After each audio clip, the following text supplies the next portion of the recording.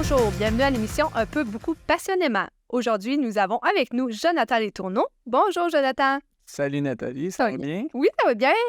Merci d'avoir accepté l'invitation de venir en studio avec nous pour nous parler passion. Donc, toi, tu as une grande passion, en fait, de créer une entreprise qui s'appelle 6 heures, hein, comme on peut voir sur ton merveilleux chandail. Puis, c'est une entreprise. Veux-tu nous en parler un peu plus? C'est une entreprise d'aménagement paysager, oui, mais de comment est née cette passion-là? Depuis quand tu fais ça?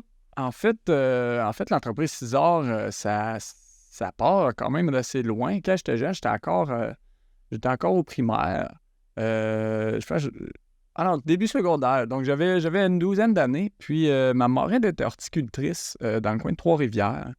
Je me trouvais à aller passer mes étés avec elle entre 2 années scolaires pour aller travailler, justement, dans le domaine de l'horticulture. Là. Donc, ça a commencé assez jeune.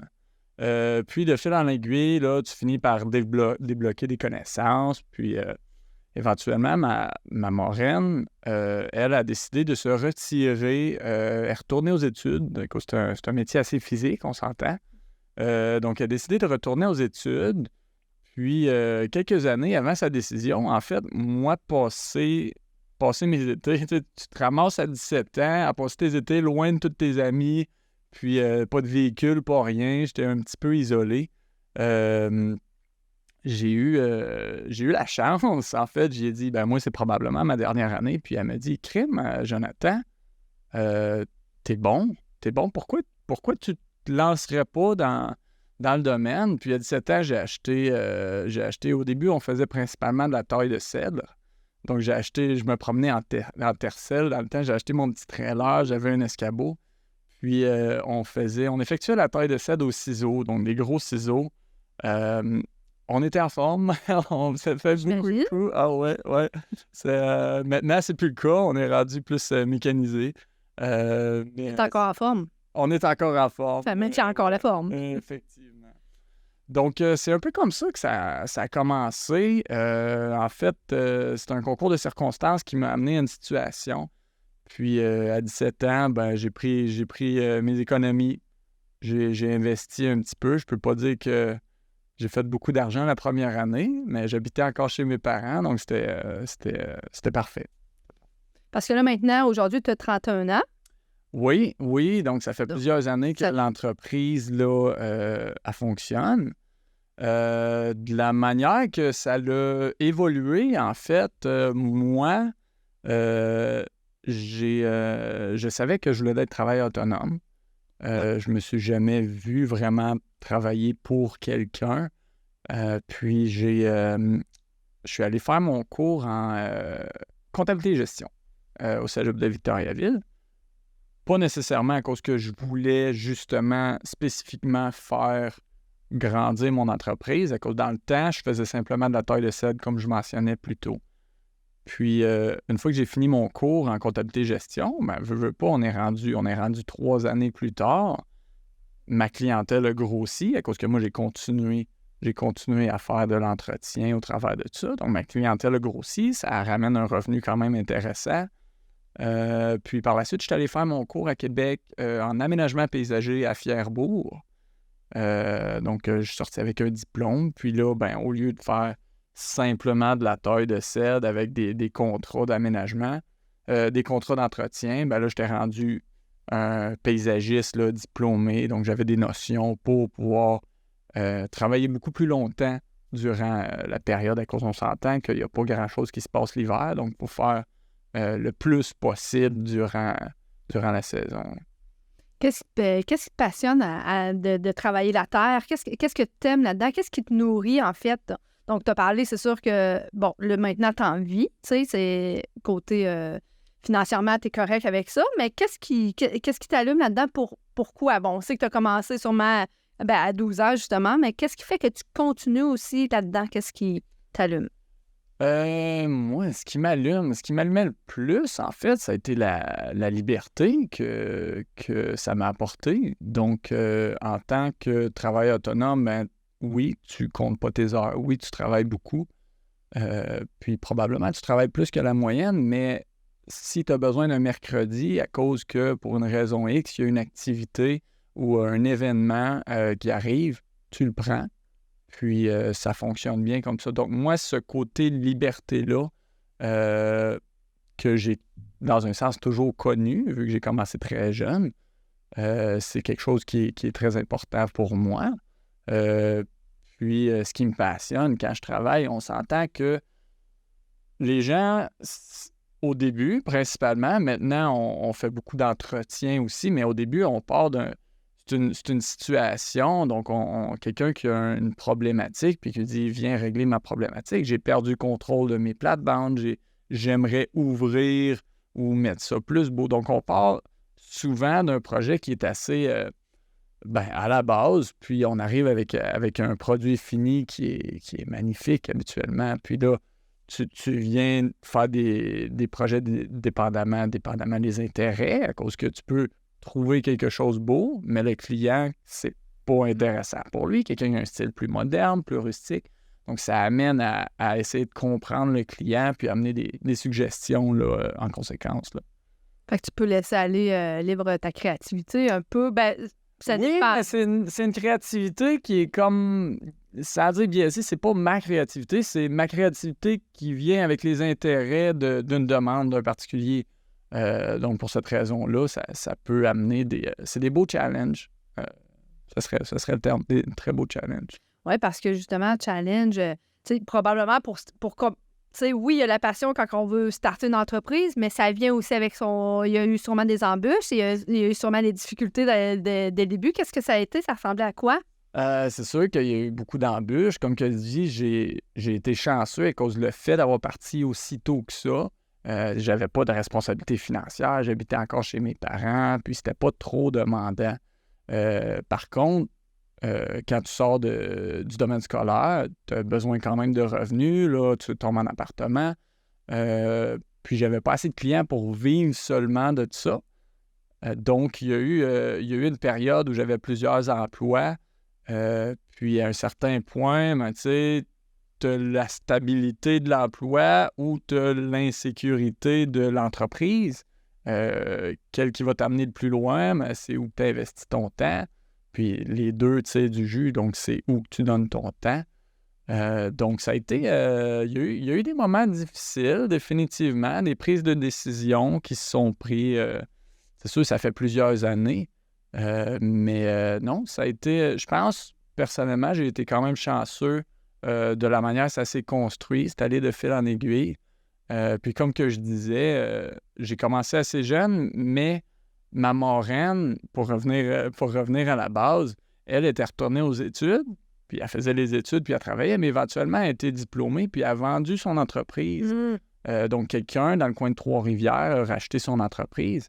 Puis elle, il y avait plusieurs clients de son village que je me suis trouvé à travailler assez longtemps là-bas, qu'elle m'a donné les noms, puis moi, je les ai appelés. Ça m'a donné, comme, excusez l'expression, mais un petit coup de pied dans le cul pour bien performer là-dedans. Là. Pour aller de l'avant. Oui, effectivement. C'est des clients, sans dire des clients qui tombent du ciel, c'est des clients qui me connaissaient en plus. Donc, ils ont déjà un certain respect et connaissance de la qualité de travail que je fais. C'est intéressant parce que ça prend beaucoup de... ça prend de la vaillance, ça prend du courage de construire, de bâtir une entreprise par rapport à une passion, là. Oui, définitivement. Puis, il faut que tu sois assez contagieux de ta passion pour convaincre les autres que tu es la personne pour le faire. À cause que, tu sais, à un certain point, il y a plusieurs barèmes. On va s'entendre que le nerf de la guerre dans l'entreprise, c'est de vendre ton service. À cause que tu as beau vivre de ta passion, tu as quand même besoin d'avoir un apport financier qui rentre, un intrant. Donc, en étant plus jeune dans mes débuts, tu as l'air inexpérimenté. Donc, ça prend des gens qui sont prêts à te donner une chance. Même si tu dis, regarde, j'ai déjà 5-10 ans d'expérience derrière la cravate, t'as quand même juste 22, 23 ans, ça paraît... Puis là, tu compétitionnes comme des plus gros noms, puis Donc, je pense que ça a été un des embûches les plus difficiles là, pour l'entreprise. Là, ouais. Puis aussi le fait que c'est saisonnier, parce que l'hiver, t'arranges pas de plate-bande, j'imagine, hein? Oui, effectivement. Ça, encore une fois, j'ai été bien, bien chanceux à cause que mon père se trouve être travailleur autonome, puis je me trouve à pouvoir travailler pour l'entreprise familiale durant l'hiver. Maintenant, c'est plus ou moins vrai à cause que là, je fais plus de revenus durant l'été. Mais non, c'est sûr que ça m'a aidé énormément. Je dois dire aussi que quand je peux me le permettre, si je peux me le permettre, ça n'arrive pas tout le temps, mais j'aime bien utiliser ce mode de vie-là, travail saisonnier, pour me permettre de découvrir un peu plus au travers du monde, là. Donc voyager et puis rencontrer des gens. Oui, parce que t'es aussi passionné par le voyage. T'as voyagé quand même assez loin. Oui, j'ai fait Pack-Sac en Europe, je suis allé en Californie, j'étais allé en Asie. J'ai fait plusieurs voyages, principalement tout à sac à dos. Donc, tu pars un petit peu sans itinéraire, puis tu as juste une date de départ, une date de retour, puis ça ressemble à ça. Mais j'ai fait de rencontres merveilleuses. En fait, j'ai rencontré ma femme, là, justement, en Asie. Donc, des beaux moments. Fait que vivre de sa passion pour te permettre de vivre d'autres passions. Pour vivre une deuxième passion, Hein? oui, T'épanouir dans d'autres passions. Oui, c'est ça. Donc, j'avais pas vu ça comme ça, mais effectivement, une passion me permet de vivre la deuxième. Oui. Ouais. Fait que de là, être un être passionné et vivre de ça. Comblé. Ouais. Comblé, ouais. Puis dis-moi, qu'est-ce que tu verrais là, dans le meilleur des mondes pour ton entreprise? Là, présentement, tu es bien installé, le monde te connaît, ton nom est fait. Est-ce que tu as des rêves, des ambitions? Est-ce que tu voudrais transformer éventuellement cette entreprise-là? Bien comme ça? Transformer, oui. Ben c'est sûr que si je suis capable de me retirer puis que l'entreprise roule encore, moi, au travers du cheminement, j'ai découvert que j'aimais aussi beaucoup le contact client.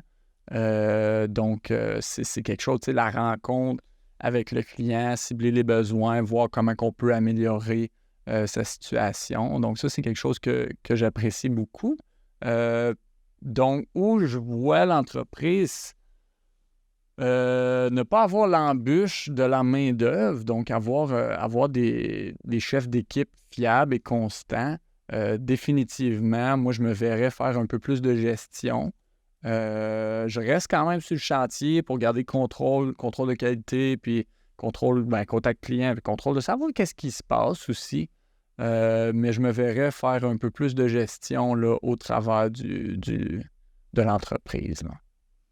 C'est quelque chose que tu vas continuer de nourrir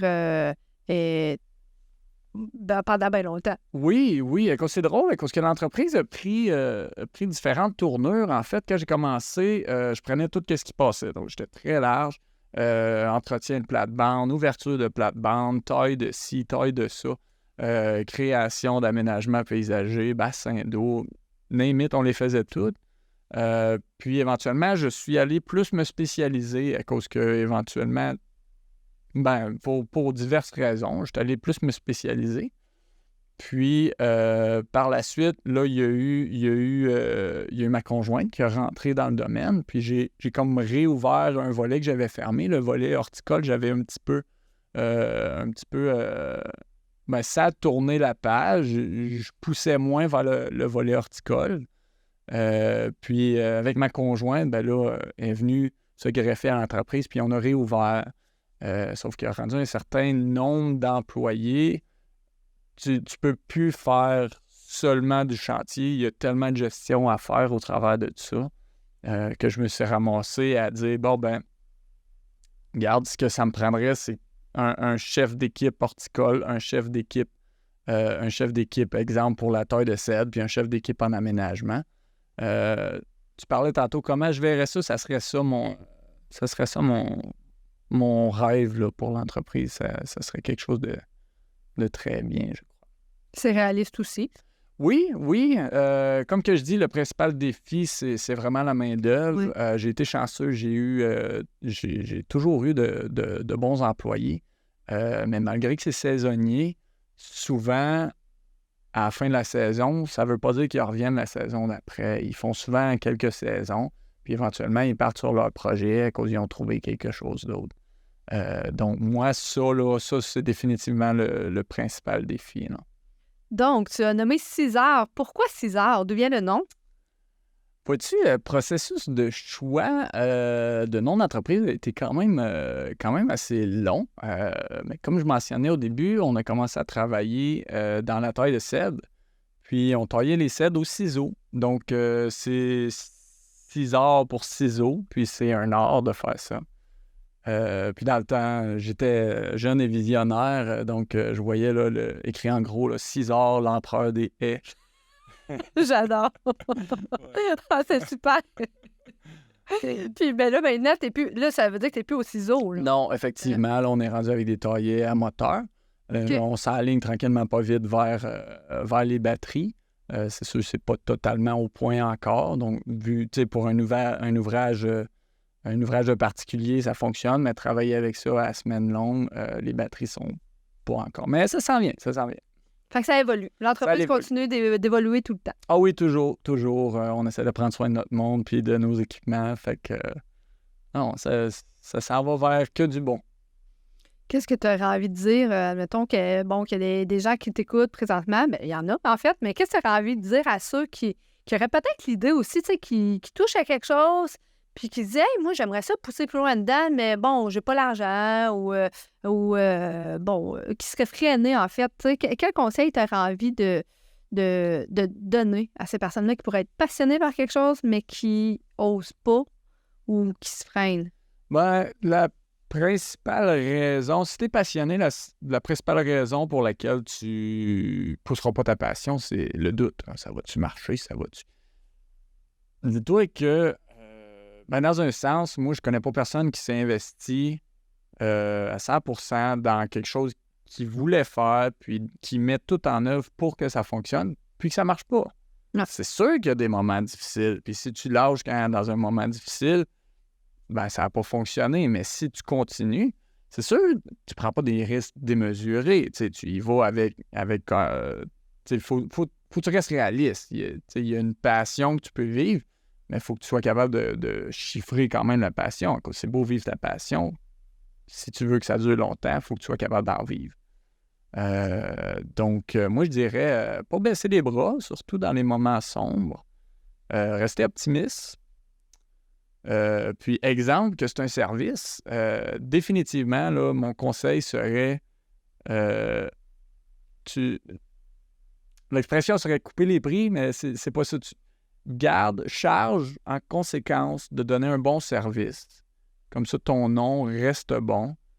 Puis, si tu donnes un bon service, c'est une publicité par elle-même, ça va revenir, ça va t'amener des clientèles, le monde va en jaser. Contrairement à si tu dis « Ah, ben là, je veux avoir ce contrat-là, je vais bêter un peu moins cher, mais là, ça fait que tu coupes les coins ronds, au final... tu botches un peu. Ben, ça, tu sais, il y a du monde, ils peuvent prendre cette voie-là, puis le monde en parle, mais il en parle encore plus, mais il n'en parle pas nécessairement bien. Donc, gagner un contrat peut t'en coûter plusieurs. Pour cette raison-là, je dirais le meilleur conseil, qualité. Ouais, c'est ça, bien faire les choses. Prends le temps de bien faire les choses, prends le temps de s'assurer que c'est correct avec moi, dans mon cas, c'est des clients, donc prends le temps de t'assurer que ça va bien avec les clients. Selon moi, là, c'est pas mal la base qui va faire en sorte que tu es capable de vivre de ta passion. Oui, c'est des bons conseils, de très judicieux conseils. On essaye. Puis si, admettons, les gens voudraient, ils te voient à la télé, puis là, ils disent « Hey, j'aimerais ça... parce que là, tu fais de la taille de haies de cèdre, tu fais de l'aménagement paysager. Oui, puis on fait de l'entretien. L'entretien. Comme je disais, on a ouvert un dossier plus horticole. OK, c'est ça, qui est encore qui est actif. Il est encore très actif, oui, encore très actif. Donc, est-ce que tu as une page Facebook ou est-ce qu'on peut voir le avant-après? Comment qu'on peut te rejoindre? Ça serait un des conseils que je dirais. J'ai pas l'habitude de prendre des photos après de mes jobs. Ouais, ça serait peut-être une bonne chose que je prenne l'habitude. J'ai beaucoup de photos de avant, comme ça je fais mes plans, tout va bien, puis après ça, le job est terminé. Mais je vais me le dire, il faut que j'y aille. Fait que je vais m'assurer de faire plus ça, mais si vous voulez me rejoindre, on a un site internet, c'est cisarpaysagement.com, donc Cisar, C-I-S-A-R-T. Puis là-dessus, on peut me contacter, ça tombe direct sur ma boîte courriel pour des demandes de soumission, des demandes d'information. Sinon, si on veut envoyer, il faudrait que je vérifie. Probablement, là, je mettrais un volet justement à cause du problème de main-d'œuvre. Je mettrais un volet pour pouvoir un endroit pour déposer ton CV. Donc, si on est capable de déposer un CV là-dessus, je pourrais peut-être faire du recrutement là-dessus. Ça pourrait être très intéressant. Sinon, on a une page Facebook. Je ne pourrais pas la nommer, par contre, je ne suis pas très actif dessus. Donc, elle n'est pas dessus tout de suite. Mais il me semble que c'est Cisar Paysagement encore. Oui, Cisar Paysagement, on est capable de nous retrouver là-dessus. Puis c'est ça. Sinon, si vous avez des demandes, des questions, mon numéro de téléphone est 819-740-3748. Donc, c'est ça. C'est le meilleur moyen de me contacter. Bien, merci, Jonathan, d'avoir accepté de nous parler passion, de nous partager ce que tu fais. Ça a été un plaisir pour moi de t'avoir avec nous en studio. Merci de m'avoir reçu. Ce fut un plaisir idem.